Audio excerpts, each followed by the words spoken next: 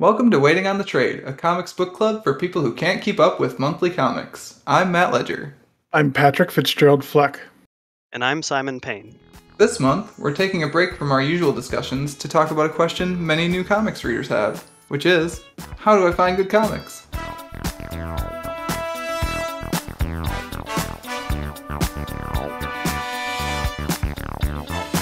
Alright, Simon, welcome back to the podcast. Always great to have you. So you sent us an email, I think it was late last year or early this year, with an idea for an episode. Is this episode? This very episode. This very episode we are recording right now. I just spam you with other ideas and you ignore them, but you decided to do this one. episode. No, you had this idea. It's a very good idea. Because right before he was about to click the delete button, he's like, oh, wait. Wait a minute. There's something to this how do I find good comics idea. No, I think because we are a podcast that bounces around from book to book so much, and some of our hosts are even like quote-unquote comics novices, and I'm sure like some of our listeners must be as well, because people just kind of dip in and out, I would imagine. We need to get a listener poll out there, figure out what the user behavior of the listener audience is. We would have to get responses from listeners, though. I know. But I imagine that it's a thing that our like co-host audience would benefit from. Sure. At least some of them.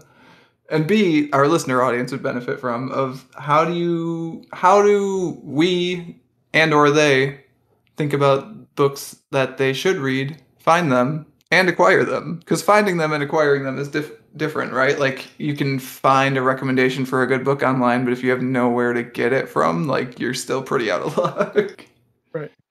I would say that if we're focusing on trades, graphic novels, like omnibuses, what is that? Omnibuses? Like, I think it's Omnibi. Omnibi. It's easier to find those things than searching down individual comics of a run that could have years worth of issues, you know? So even if they're out of print, it's still easier to find a collected, volume of multiple comics than those individual paper. Right, because it's one thing to say Spider-Man is really good as opposed to the Clone Saga is really good of Spider-Man. That's two separate things, right? Yes, and one of them is good and one of them is not. Right. Exactly.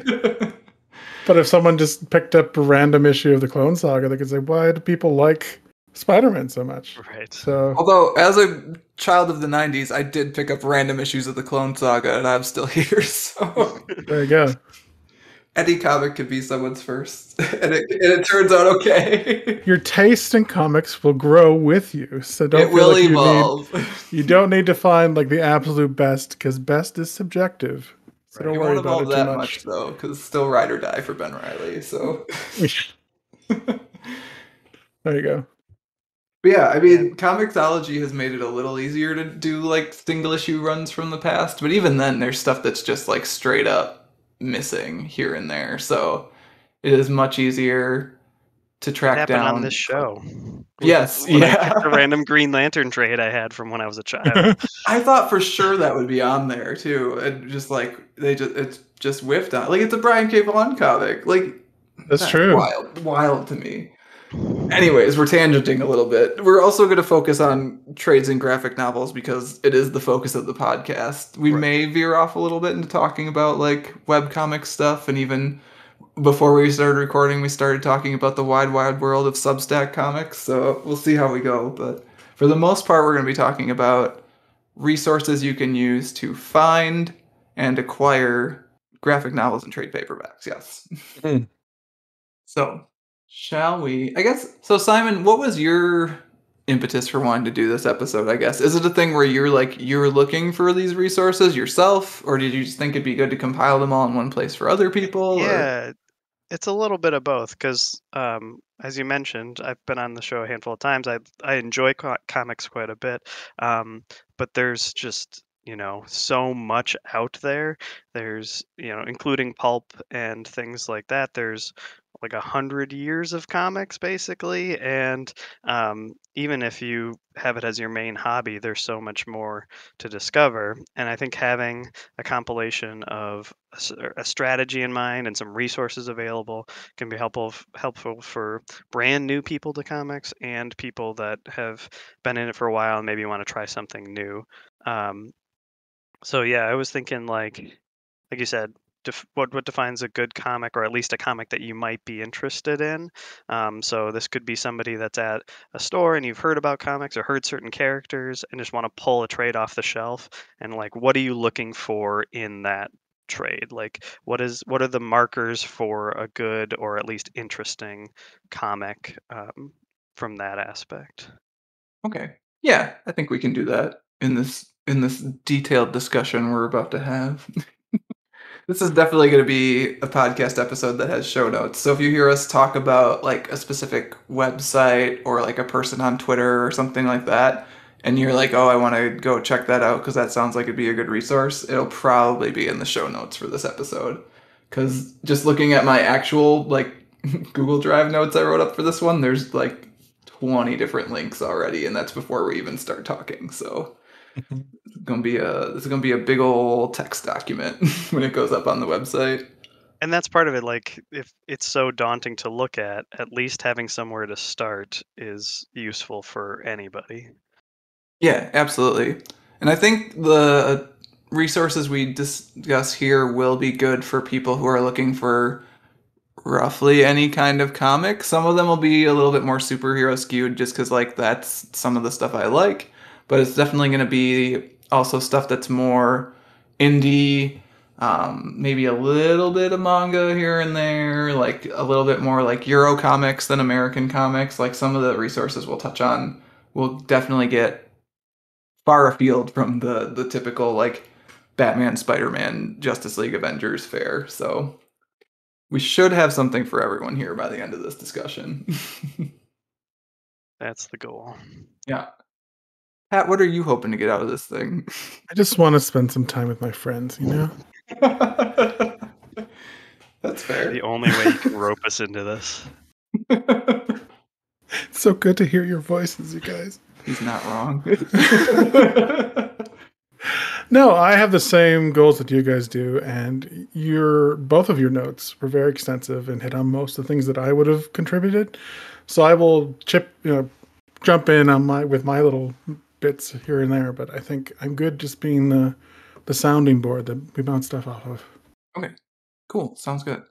I think with that, the first thing I would get into, because it's the number one way that I find and hear about good comics at this point, is just different comic book related websites.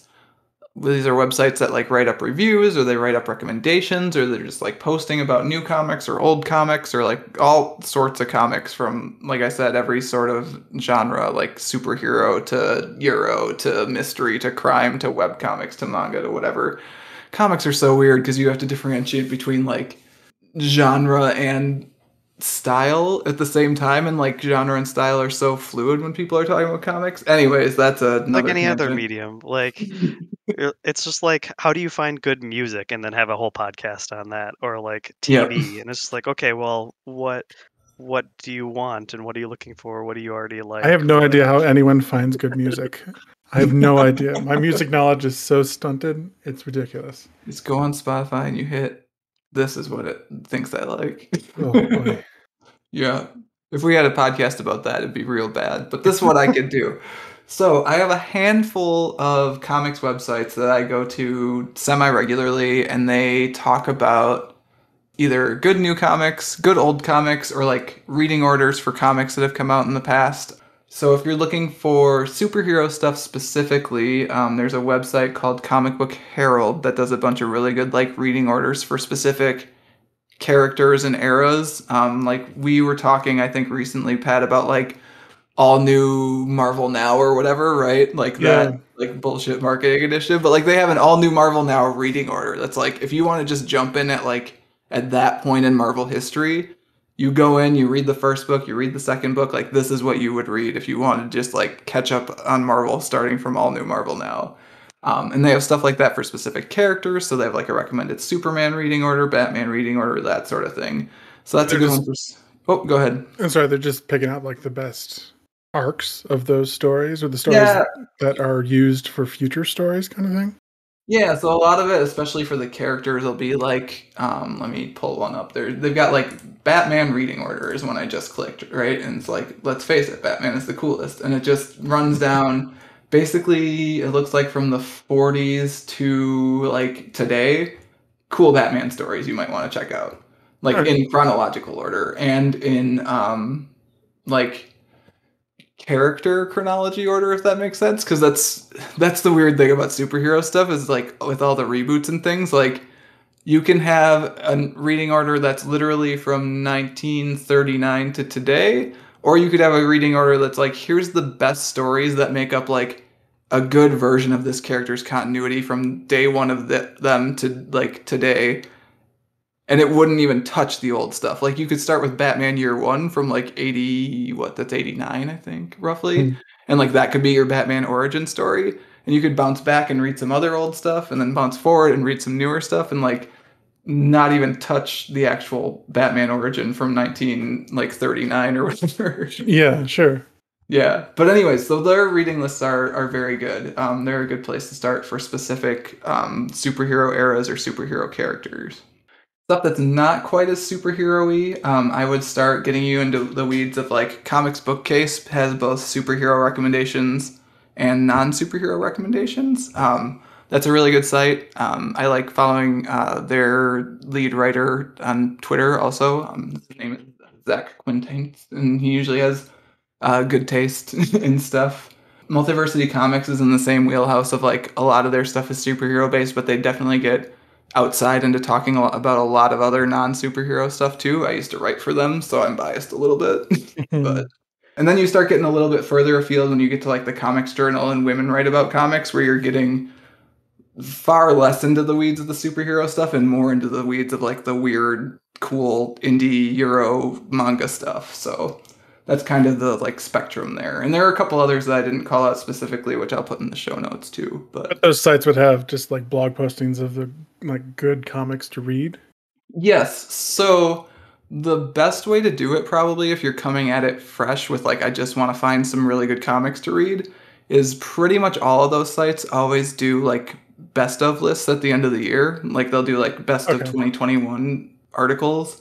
And so every single year I see those come up on Twitter and I click them and I kind of skim through them, but mostly I just save them off into my favorites so that when I get to a point where I'm actually looking for something to read, I'll come back and like cruise through those lists and be like, oh yeah, I should read that. I never caught up on that one, that sort of thing. So sure.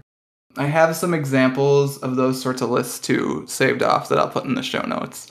But let me click the Comics Journal one quick because that one's got some good, more off-the-wall stuff. It's like one that Comics Journal recommended in their best comics of 2021 is Crisis Zone by Simon Hanselman, which is basically like these 3 recurring webcomic characters that Hanselman has. They're Meg, Mog, and Owl. Like one of them's a witch. I think one of them is an owl, and I don't remember what the other one is, but it's basically them surviving the pandemic because that's what that comic turned into for like roughly 2 years. Oh boy. Yeah, so I paged through that one at a store in Minneapolis, and I decided not to get it because it was a little bit too crass for me particularly, but I know that Cal, who has been on the podcast a few times, has recommended that a few different times. So like that's kind of the sort of stuff that you'll find more on the Comics Journal, but there's also, I'm pretty sure they recommended Immortal Hulk in there. Yeah, and here's a Catwoman recommendation too, so Comics Journal is a little bit more varied, but you'll still see some of the more mainstream stuff pop up in their recommendations. So how does professionally curated written reviews compare to like crowdsourced things like Goodreads or Reddit or any of the other content creators or fans that are writing about these comics? That's a solid question. Goodreads is a thing I don't go on as much, honestly. Like I don't know. Like whenever I find myself on Goodreads, I find myself disagreeing with people who are on Goodreads. So that for me, like you honestly might have a better sense of that. The Reddit reading orders and like recommendations are usually actually pretty good as far as superhero stuff, which that's where I end up spending most of my time is like in the R comic book subreddit and like the RDC comics subreddit. And the DC one particularly has pretty good reading orders and like pretty good like they do I think like group reads or whatever and then they'll post about it in a thread and like those are usually pretty good. I was paging through one of those from like their quarantine reading in 2021 and all the books were good books. So It's that contrast of the like hive mind of a bunch of similar minded people, compiling lists of their favorite things versus talking to somebody who works at a bookstore or a local comic shop and getting like a very personalized recommendation, I think. that's the thing too, is like even in those Reddit spaces, you can pop in and you can actually become part of the community and like you can ask for specific recommendations. Like I've seen people do that too, and I've actually responded to a couple of those here and there, mostly about Batman stuff. um, so like that's a good resource to lean on too, is like if you're really unsure about what you want to go read next and you can't find any good recommendations anywhere else, like those subreddits usually end up pointing you in at least close to the right direction. Some of the stuff again, your mileage may vary, but for the most part, those recommendations are pretty good. And you've seen this with other forms of art too, right? Like you have the film critics, the AFI, that are compiling their top 100 movies of all time thing. And it's just like, if you haven't really watched any, or you're starting to get into maybe some more like professional or art film kind of stuff, it's like, you really want me to watch this movie from the 1930s that you think is the greatest movie at all time? And like, maybe it's for you and maybe it's completely not. So, Are you that kind of person, or are you the kind of person that's going to vote for the Oscars most popular movie on Twitter? right.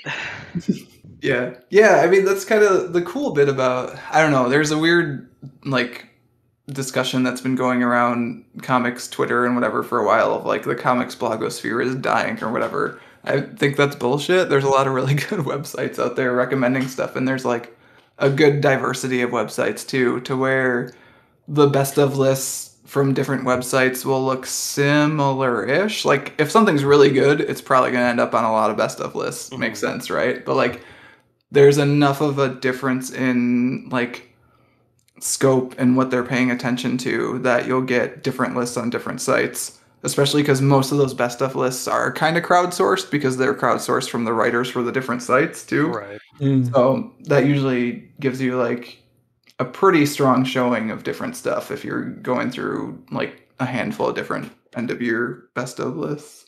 And a good reviewer should tell you why they liked a thing or why a thing is a good example of its form rather than just saying it's good, like so you can pick out things in the review that might be something that you'd be interested in. Yeah, which we try to do here too when we're talking about stuff, right? Like I think last time we recorded, I was telling Pat that Pat asked me if she should read Die, and I was like, maybe not. I really loved it, but I don't know if the things I connected with are the things you would connect with. So yeah, you should be able to pick that out online too when you're looking at these sorts of things. Yeah, I guess did you guys have any other like online resources you wanted to discuss before we get into some of the more I guess close to home / IRL resources you can lean on? I mean, mine are pretty similar to what you were just talking about. I like to do the whole must-read graphic novels. Every once in a while, I type it into Google and see what kind of lists people are throwing together to see, oh yeah, I've read that. Been meaning to read that. Ooh, what is this? I have no interest in that. And just go down it, just take a look. I think NPR actually did a great big compilation of a bunch of graphic novels of different genres. I think in like 2017. I remember that being semi-recent, but semi-recent could be anything at this point because my what is time? Presses time. Yeah. NPR. Yeah, 2017. I've got it. It's a really, really good list of mostly great graphic novels, from what I can tell. And I've definitely used that a couple times to figure out recommendations. So yeah, take a gander at that, I would say. And I'm a sucker for, those like flow charts that people put together. Like, oh yeah, if you like this, then you'll like this, you go to this, you want this, you follow that down there. I love those. So if I find What one do of you those think on of Reddit, I Superman? always do. Yeah. Hate him. Okay, go to this one. I just started scrolling that NPR list, and it's just like, okay, banger, banger, banger, banger, banger. Like nothing is bad so far. It's a really good list. Yeah. Everything's good. I've heard people have mixed reviews on Jimmy Corrigan, I think. So that's the first one I've come to that like Yeah. I couldn't straight up recommend. Yeah, we'll definitely put that one in the show notes. That's a good list. But yeah, honestly, I think my biggest source outside the internet, I'm just going to jump it in here because why not? Is Matt, is other comic book nerds who obviously have their own opinions, but I get along with Matt. We agree on some things, and I feel like we have Mostly. common interests. So I feel like if Matt really enjoyed a comic book and is highly recommended it, I would at least like it, and it would be worthwhile reading. So I would recommend getting nerdy friends. Just gather them around you and So ask them, hey, what do you like to read? two things on that. First one is my How me dare is you. Cal. So for me, Cal, who has brought us like a bunch of good books for the podcast and like Yeah. always sends me good comics, like is the person whose taste I lean on. And like he's on Twitter. He doesn't want you to know he's on Twitter, but like you could get at Cal if you need more books. Random people asking, hey, what should I be reading? He'd love that. He'd be really into it. Second point is like at this point, having discussed a handful of comics, at least with pretty much everyone who's been on the podcast, I feel like I can read the room fairly well. To the where what we might do one season, honestly, is that I just pick all the books. What, you Because I haven't want to been like. doing that? No, I haven't. Everyone's been picking the books. You haven't been picking the books, but I haven't been picking them either. I've asked Matt for recommendations on things, and they've ended up on this show, or at least a direction to go in. So Yeah. But like I feel like I've got it nailed down at this point to where I could pick a book for everyone on the podcast that they would like. I think I could do it. So we'll see. That might be a future season.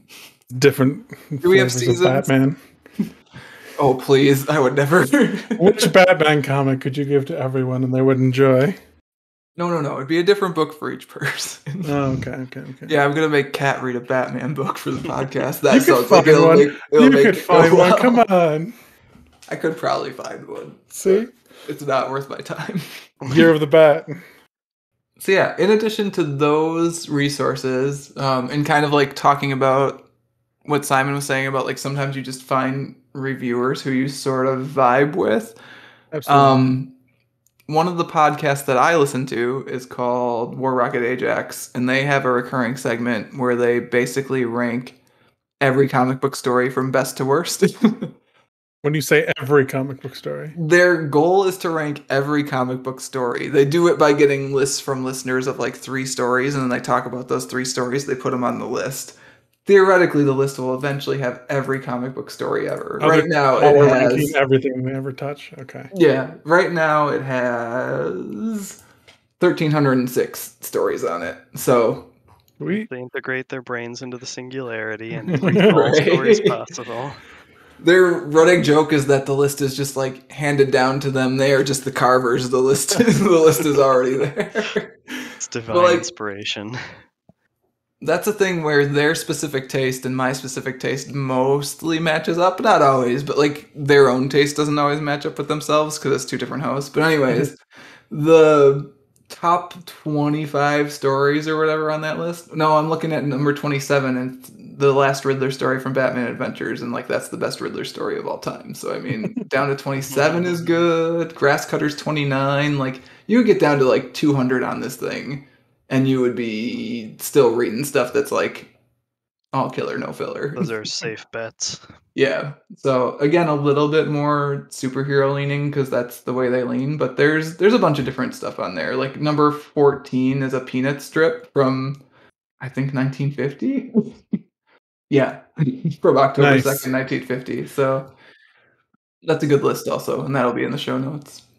Yeah, because like there isn't a whole lot different between a comic strip that gets published daily or weekly in a newspaper and then compiled into a trade paperback for the books you see at bookstores, and like a comic version of that for books, graphic novels, and trades for superhero or whatever genre. So, like, I grew up reading Calvin and Hobbes and Boone County. Like, my dad had those old Opus the Penguin comics in that Yeah. form, Mhm. and then I was a little older with like Foxtrot and Pearls Before Swine and stuff, and it's just a different form of graphic medium, you know?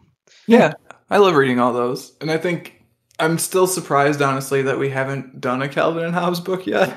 Like, between all the different people that we've had on the podcast that really like Calvin and Hobbes, I thought we would have gotten one already, but we'll get there. We'll get to Calvin and Hobbes. So many comics, man. There are a lot, and like we talked with Cal about potentially doing Achewood because I was like, Achewood's a webcomic, and I've never gotten into it, and he was like, there are published books, we could do it for the podcast. So we do Achewood, Nancy, the new Nancy stuff, which is all really good. There's a book of that, like so. Those are all fair game, and also things I would recommend if someone's looking for something that's a little bit more Yeah. digestible than a complete story. I love popping in and out of those sorts of newspaper strip books. Well, Sure. and you get things that kind of blur the line too, like Bone and Scott Pilgrim is kind of like the grown-up version of those comic strips, you know, like it kind of ease your way into comics from other forms if maybe you're not quite as used to it. Yeah, yeah, absolutely. And so I guess dovetailing off of Pat's recommendation of just like find some friends that are into comics, turns out the people who run bookstores, They know a thing or two. yeah, Like and you don't have to be friends with them because turns out they want to sell you books, so you can just ask them. Even if they don't like you, they'll probably recommend a book because they want to sell it to you. Friends for cash, you say? Hmm.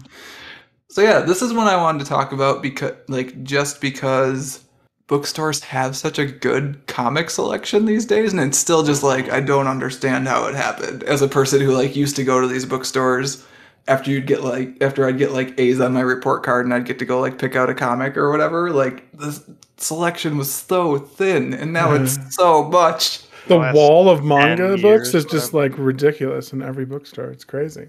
Yeah, manga popular turns out. No idea. But like even so, one of the ones I wrote specifically in my notes because it just like it kind of floored me is we finally got to go into Next Chapter Booksellers in St. Paul here after like a year and a half of living here and not being able to go because they were not open and like walking past it all the time. And we walked in and they had a graphic novel selection. It was like it was smallish, but like every single thing looked good and like all indie like basically image stuff was the most mainstream stuff they had, but like all the image stuff they had was good. All the manga they had was good. And then they just had stuff I'd never seen or heard of before. And I was like, how is this a world that exists where I could like walk into a bookstore and see comics that I've never seen or heard of before. There was one about weebs that I think I might get for you, Pat, sometime. Dare you? I'll take it. I'll probably love it. It looked really good, actually. But like it's so cool that like most I'm trying to think of a bookstore I've gone in recently that doesn't at least have some sort of comic selection. There's usually some. Sometimes it's only kids comics, but those are good too sometimes. Yeah, and I think especially if you're brand new to comics, going to a dedicated comic store may be the right choice, especially if you find a good one with a good community or good employees that, like you said, want to sell you something that you'll like so that you'll come back. Um, I think that bookstore is kind of like a half step in that direction because unfortunately, comic book nerds have perhaps earned a reputation as being antisocial or gatekeeping or doing things that would make it uncomfortable for someone new to the hobby. And like I said, hopefully you can find a good local store that isn't like that and can actually help you on this comic journey. But that's unfortunately not always the case.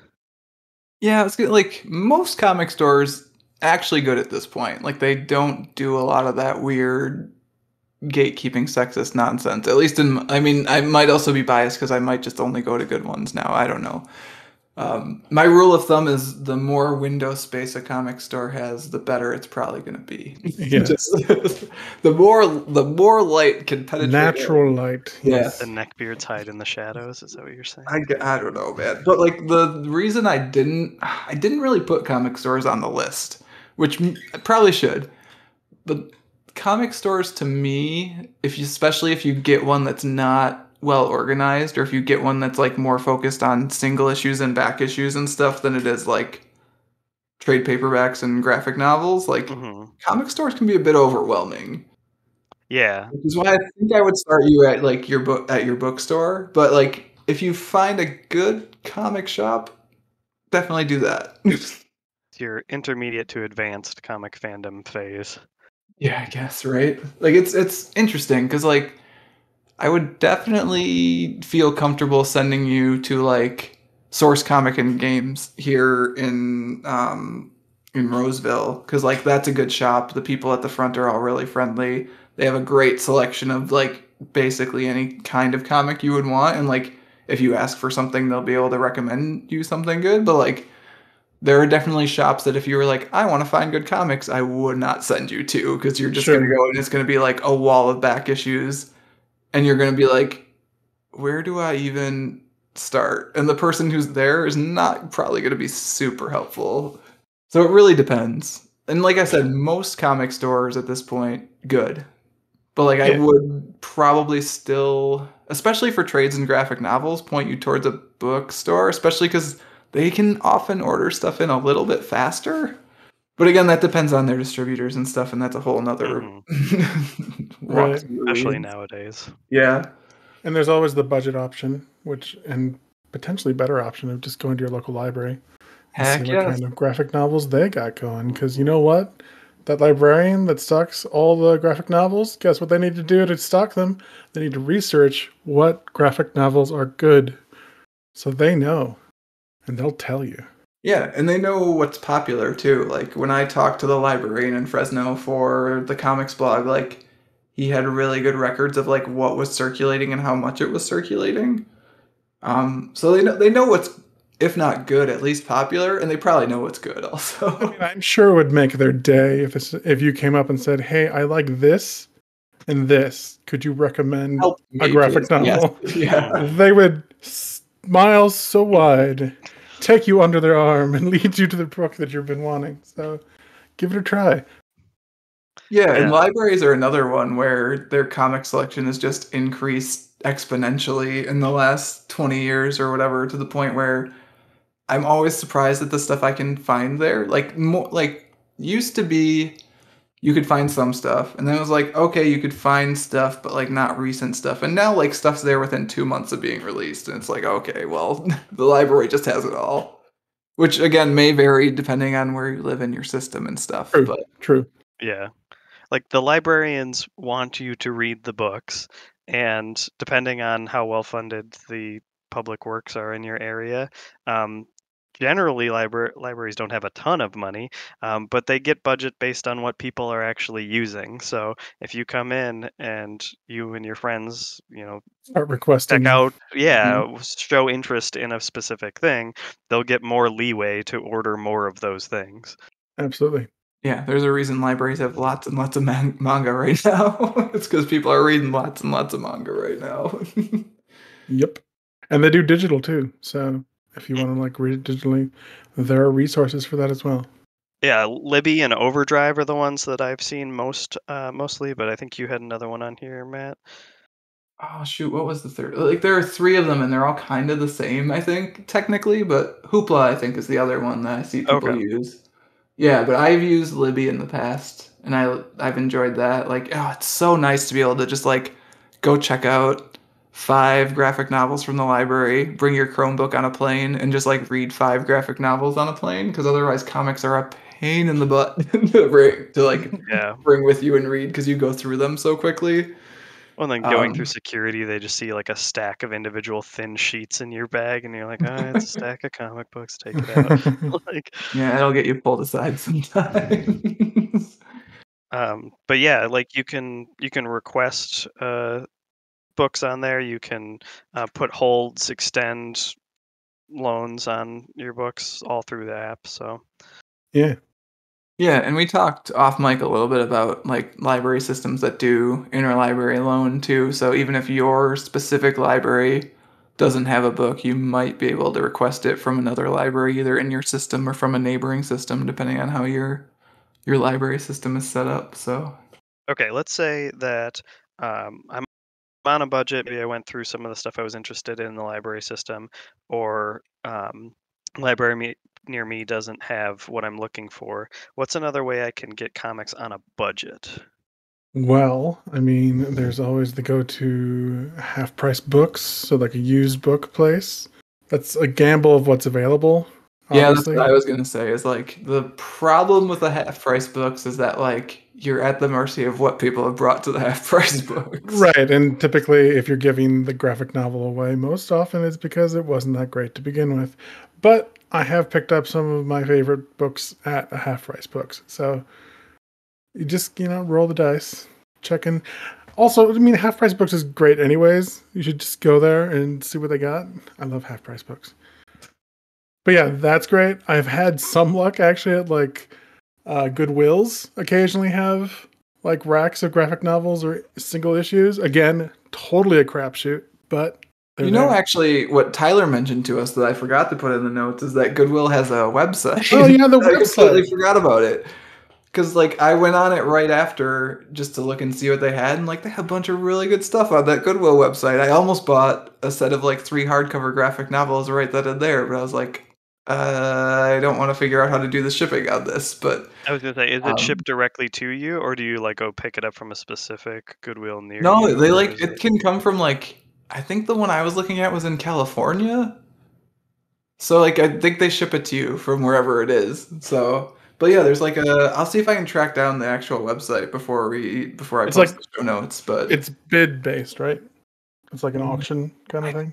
oh no From now what I I'm gonna remember, we'll do a little more research, but it'll be in the show notes. Mhm. yeah. I think it's just shopgoodwill.com and I think you can just buy stuff. Hang on. Oh no, it is bid based. You were correct. Yeah. Here we go. Yeah. You were correct. Yeah, and that's the like the trade-off with those used places is the availability versus time and price. Like time to find what you're looking for. If you're looking for something specific, but if you go in with like, okay, I have a kind of idea of a handful of things I might like or a genre, then you can grab something at least that's available. Um, and then if you go into places like Half Price and then other stores and stuff, and they know what they're looking for, even though it's used, it might still be at a slightly higher price than maybe not MSRP or above if it is like a collector one. Because Right. even with like books, records, other things, they might have cases. Um, So other budget recommendations potentially. Mhm. This is a weird one, but it's part of how, at least in the past, I used to do it. Is like, so you go to a comic convention, right? And you pay like $25 to $50 to get in. Right. Okay. Depending on like if you've saved up enough money to where you're gonna buy 100, 200, whatever dollars worth of books, like there are usually some amount of sales there to the point where you can quote unquote make your $25 to $50 back. It's usually like what, by a certain amount you get a Yeah, like certain amount it's off like kind buy of two thing. get one free or like Yeah. 20% off or like that's like all the different vendors have different deals, but like usually if you're buying enough stuff like and this is a thing where I often go like Simon was saying with a list of like stuff I'm interested in or stuff I'm looking for and like Mhm. kind of start tooling around and usually you can find most of that stuff because there's a lot of stuff at comic conventions turns out you can like make the price of admission back and also have a fun day. So I mean, it's not like right. the most budget thing because you are still spending money to make money, but it's also fun. Like I love going to comic conventions to go to find books. It's what I do at conventions. It's what I'd like to do at comic book conventions is going around and hunting things. That's how I got all the Sandman Yep. novels is going booth to booth, see what kind of deals I could find. Yeah, the last one we went to, like my mission was I was going to pick up all those Matt Fraction, David Aha, Hawkeye books that are the inspiration for the Uh, Disney Plus series. So Good luck now with the show um, out. they just did an omnibus actually, an Oh, So they really? probably omnibuy. re-released them. Mhm. Yeah. But those vendors usually, like other means of buying comics, want you to buy their stuff. So they're usually in some kind of order, if not fully alphabetical, at least Oh, categories. that's Well, actually sure. So for like in single the issues, maybe not so, but at least Well, novels not so much. no, It's even Really? usually a graphic grab Okay. novels, bag. like it goes in descending order of like the Popularity. best deals are the worst organized, and the like worst deals are the best That's fair. You're gonna be organized. standing going through boxes of graphic novels. Like to if you find want what to you go want. and get like eight $5 trades, like more power to you, but you're gonna be flipping through some boxes looking for the good stuff. Right. Me, Yeah. I I'm guess gonna like get just 10% off expensive of stuff. my trades that are on the right order on the right shelf. And it's also sort of a crapshoot whether or not the vendor themselves know anything about comic books to begin with. True. It just depends. But Yeah. I mean, I had people that are very nice to talk to, and I've had like again, like it's a convention, they're busy, they're trying to make money. Like I've had people that are just like, yeah, take a look, and then they're off to do whatever's yeah, next. So I know yeah, if you get there, if you start looking at places near the end of day or the last day of a multi-day convention, they're usually kind of in Mhm. a hurry to pack up. So sometimes they'll go a little easier with sales and things like that. So yep, absolutely. Yeah, you can get some good deals on Sundays. it's like, hey, we don't want to pack all this crap up. So if we can get rid of it, it's less to haul out to the van or whatever.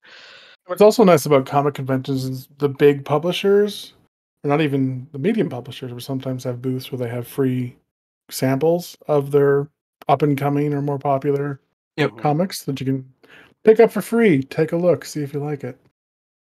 Yeah. They seem also to be good inspiration for if you're looking to branch out because they have the writers and the artists there often. So you can go Mhm. by the artist booth and say, "Hey, I really like this person's style." Look up their name, look at what comics they've done, and then go find them in the vendors. And now you've got a whole new, path of through your hobby of comics. Yeah, and this is semi good timing because I think conventions are mostly coming back this year. I don't know. I've seen some at least E2E2 is coming in August. August. Mhm. Yeah, we'll see. It's all kind of fuzzy math at this point, I think. But Yeah, yeah, we'll see how the rest of the year goes. yeah.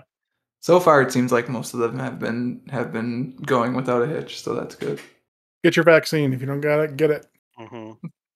So I feel like we've started down the where do I actually physically or otherwise like buy or read these comics paths. And I think I Mhm. have a couple more for the like, hey, these are what to do if you're sort of budget conscious recommendation. And then we can kind of jump into a couple others after that. The other budget stuff I think I would bring up is all digital stuff. Yeah, Mhm. And I like to preface the digital stuff always with like, you're gonna need something to read comics on if you want to do Yeah. digital comics. Which is like you wouldn't think is that big of a barrier to entry, but like it kinda is. I don't know, at least I think it is. Like I reading it spec on a phone is awful. Don't no, do it's that. terrible, right? And Yeah. like the Chromebook I bought kind of specifically to read comics on. Not specifically, like I bought it because I figured it'd be good to read comics on, and it's like a nice size for taking out to like a coffee shop and writing. Like those are the two things I wanted to do on it. It's a like a flip laptop sort of deal. Even that's kind of small sometimes. Like I think it's like a 10 something inch screen, and like it's not quite single page size, but like single pages are good. Double page spreads are just suck. They Yeah. just suck. Yeah. So, like, keep in mind that if you're gonna read stuff digitally, like, it's not always the best experience, and also like you're gonna need an iPad or like, uh, I is there like still a specific Kindle tablet, Pat? You might know this.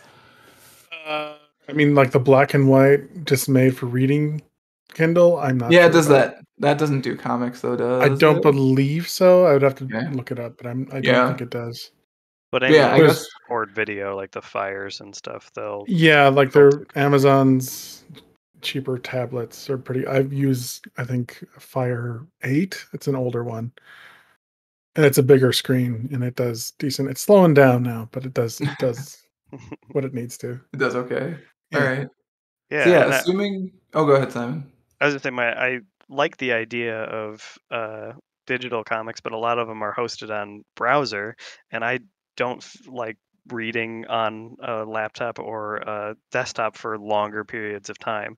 And it's so much easier to pick up a tablet or something that's formatted for mobile to read for on and off than browser based stuff, unfortunately.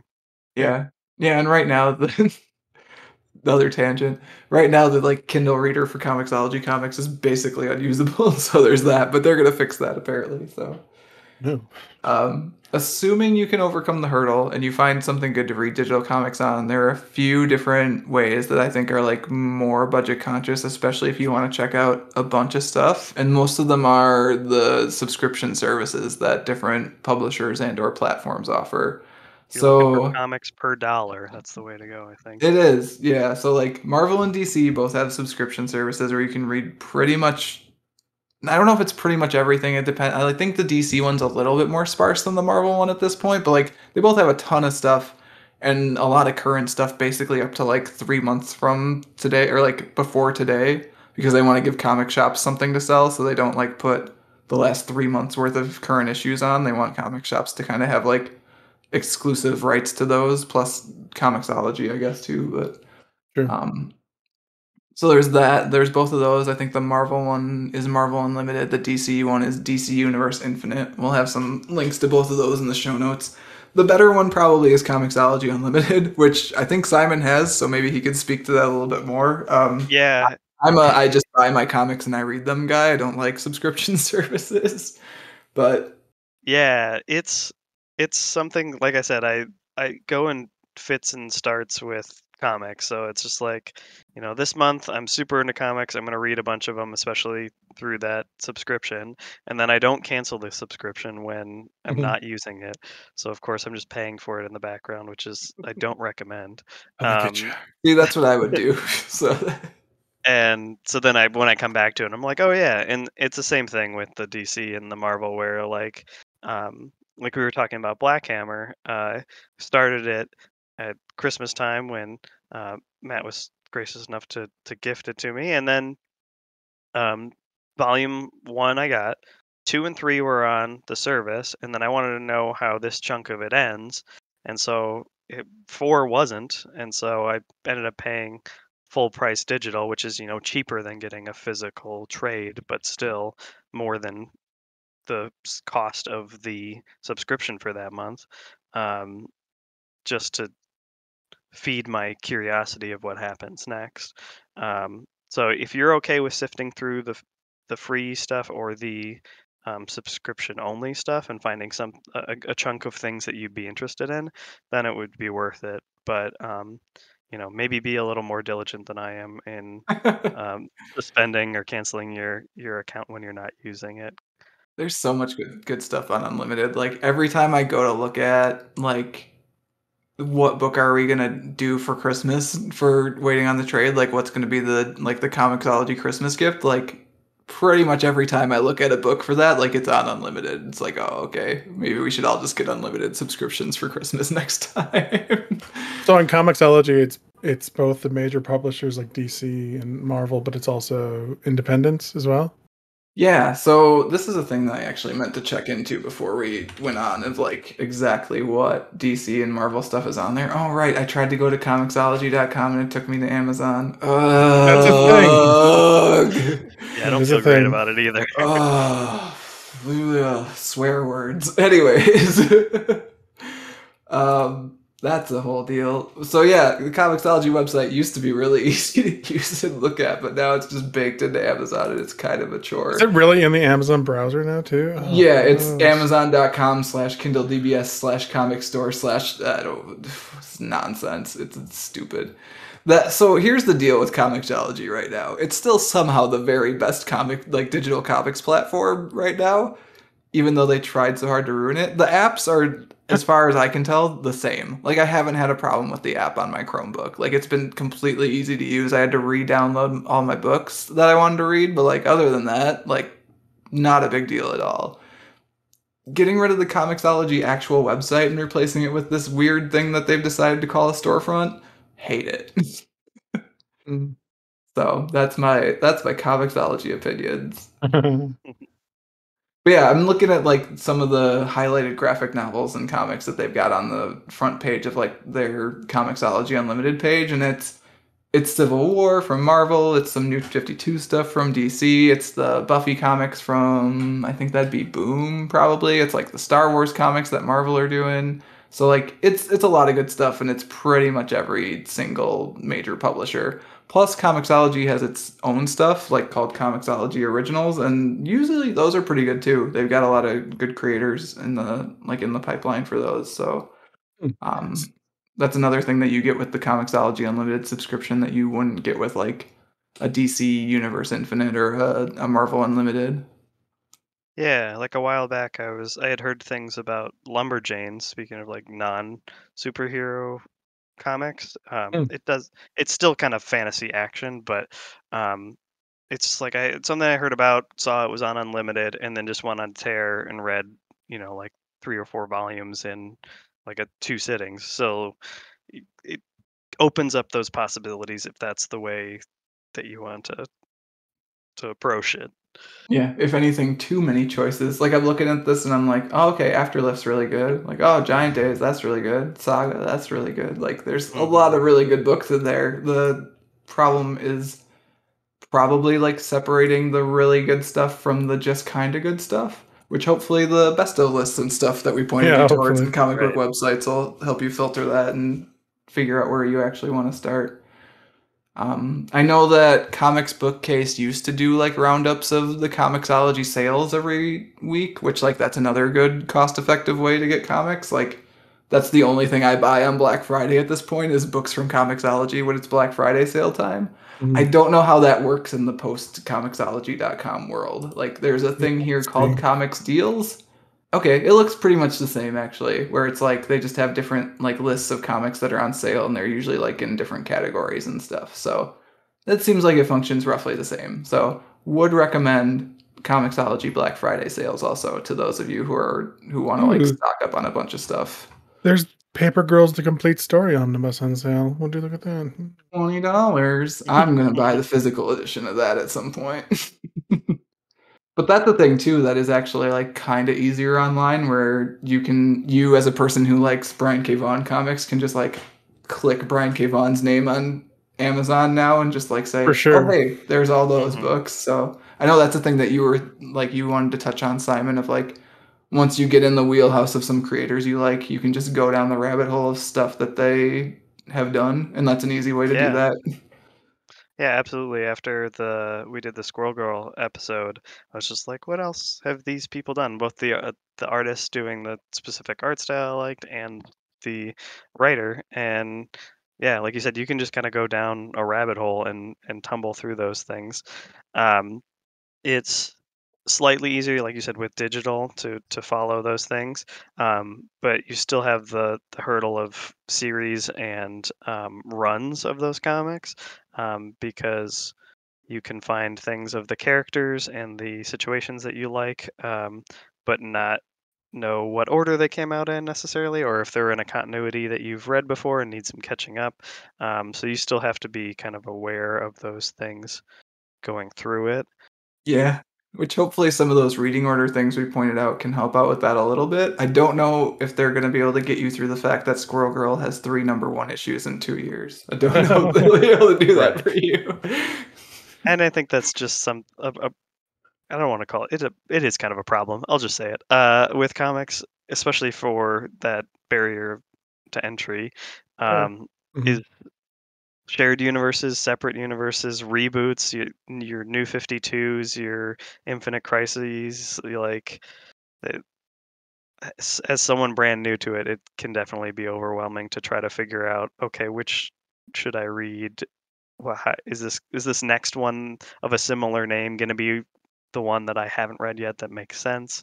Um, and I don't know if there's a way to fix that. It's just the way that, you know, these companies and writers and decades of work have kind of aligned into this arrangement of things. But Yeah, which publishers, at least, I don't know, in my limited view at least, because I'm not keeping as quite of like a watchful eye on it as I used to, but like reboots have become less common than they did in like the decade between the New 52 and like 2020. Like Marvel isn't doing all new Marvel now and then all new Marvel WoW like 2 months later, that sort of thing. Like, so that's kind of nice at least. Like, there's a little bit less of that. Hey, it's a new number one. Hey, it's a new number one. Hey, it's a new number one. Because people have sort of figured out that there's diminishing returns on that. So that's good at least.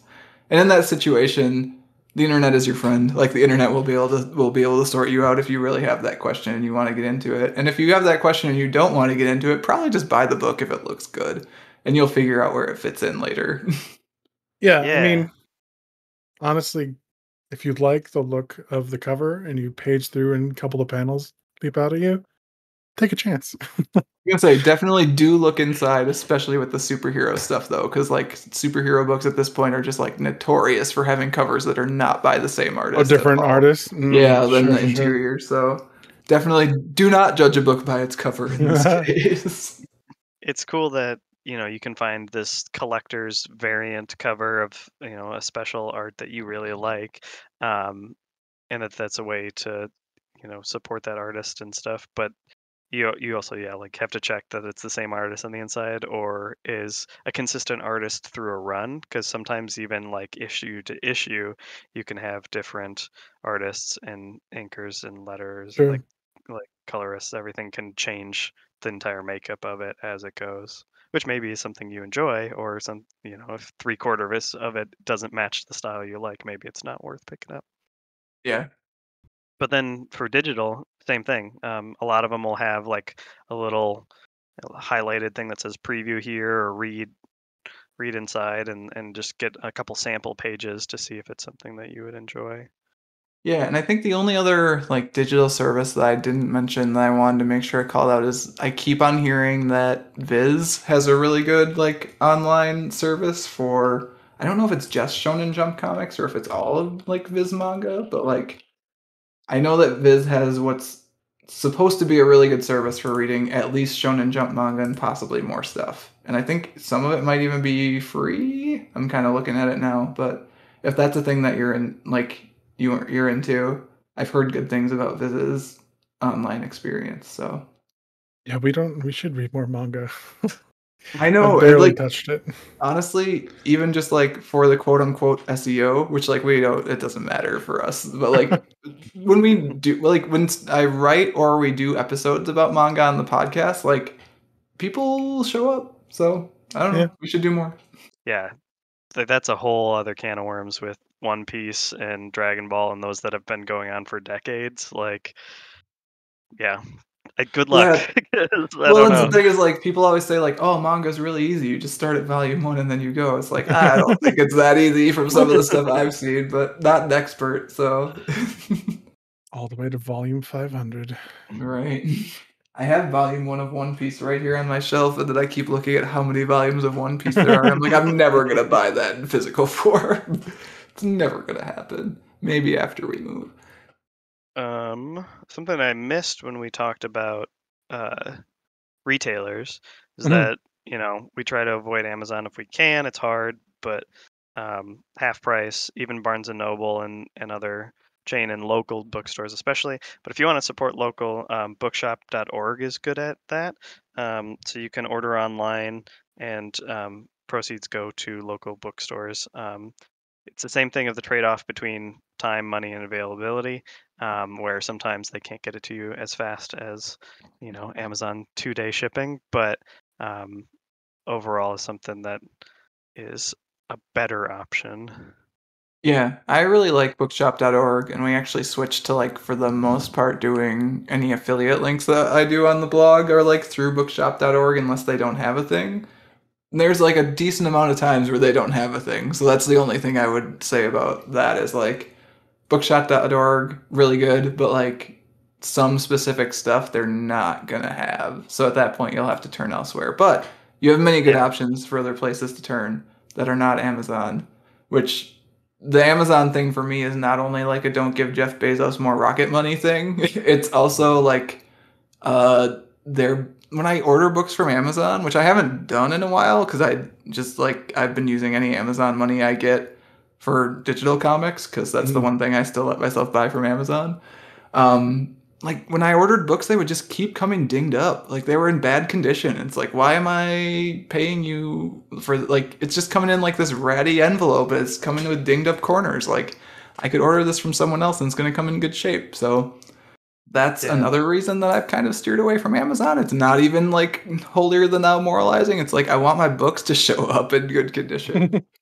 When the used So bookstores have better stuff than the stuff you pay full price for, it's like, yeah, not great, why am I right? doing this? Um, So one of the like weird upsides of the pandemic is that a lot of good comic stores got really good at doing online retail really fast because they had to.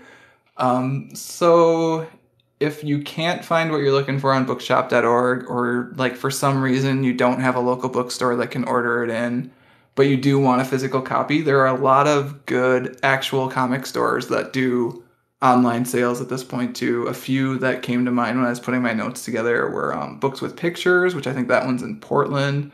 Third Eye Comics, I think, is in Maryland. And then I think Challengers Comics and Conversation is, oh shoot, I gotta look that one up. But these are all comic shops that like I know from like their people have guested on this other podcast I listen to called Off Panel, and they've talked about their online storefronts. And so I checked them out, and like they're all good.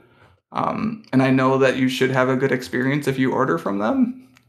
Oh yeah, Challengers is in Chicago. I thought that one was the closest to us, so that makes sense. So um, all of those shops should be like good shops to order from if you want to order from a local bookstore that is not in your area but is still a local bookstore. Local to someone. Yeah, and the other thing I would recommend, just because I know other people have had a good experience with it, I don't think I've ever used it, is there's a site called instocktrades.com where, again, their availability of what they have is not always like, they don't have everything, but what they have usually pretty deeply discounted. So that's another good one worth checking out. And again, we'll have links for all these all these places in the show notes. It's going to be a big one. I think that covers most everything that I had written up. I guess having had that discussion, do we have more questions? Have our questions prompted questions? I think we've covered. I mean, I can't think of anything else that I would use that we haven't talked about. Yeah, so there's a lot out there, and it can be intimidating, but hopefully this episode and the resources provided will make it easier for anyone trying to get in and at least narrow it down. As we've said, the, if you can't find a specific comic you're looking for, just have a shopping list. Just have a handful of things that might interest you, and then find one of those and go from there. I have a Google Drive document that literally is just my list of comics that I want to buy someday, and it Yep. just keeps growing forever. Yep. It never gets shorter, it only gets longer. But that's how I keep track of it. It's very unscientific, but it usually works. So Yeah, and just to reiterate, if you have a genre that you like and it's not superheroes, it'll probably still be a comic somewhere. So yeah, it don't turns out think comic is a medium, not a genre. it's out there. If you like rom-coms, if you like anything, you'll find someone who's done a pretty decent comic book with that in mind. So I think comics actually do a really good job of blending genre too, which is nice, but I may also be biased because I just love comics, so but yeah, I think with that, we can end the podcast, unless you guys have other stuff? I don't have good. anything else. Okay. I'm interested, like, this might actually be one where if people wanna reach out with, like, questions, comments, whatever, feel free to hit us up. Absolutely. Like, we are also resources that can be leaned upon. You can get in touch with Pat or myself on Twitter as @WattPodcast. You can email us at waitingonthetrade@gmail.com. Find me at mattreadscomics.com with other episodes of this podcast, which would recommend comics that you might enjoy. Simon, do you want to tell the listeners where you can be found online? Sure. I'm at dig_dude64 on Twitter. Yeah, feel free to send me a tweet about anything about the podcast, or if you need recommendations, have questions, I'm available. Yeah, I'm interested to see what people make of this one, whether they enjoyed this digression from our normal, like, book club style discussion into sort of the weeds of, like, what comics are about and how to find good ones, or whether they're just like, hey, you morons, get back on the rails and talk about a Someone's book. gonna hate us. But maybe they didn't make it this far in the episode anyway. So. They don't even know they can contact us. Yeah, no, I hope this is useful. I think it will be. I tried to compile a list of only good resources. Only the best. Only the best for you, listeners.